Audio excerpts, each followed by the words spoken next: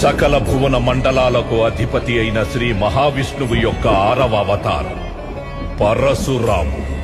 త్రేతాయుగంలో పరశురాముడు 21 సార్లు భూమండలాన్ని చుట్టి అధర్మాన్ని అంతం చేసి సాధించిన భూమిని కశ్యప ప్రజాపతికి దానమిచ్చాడు.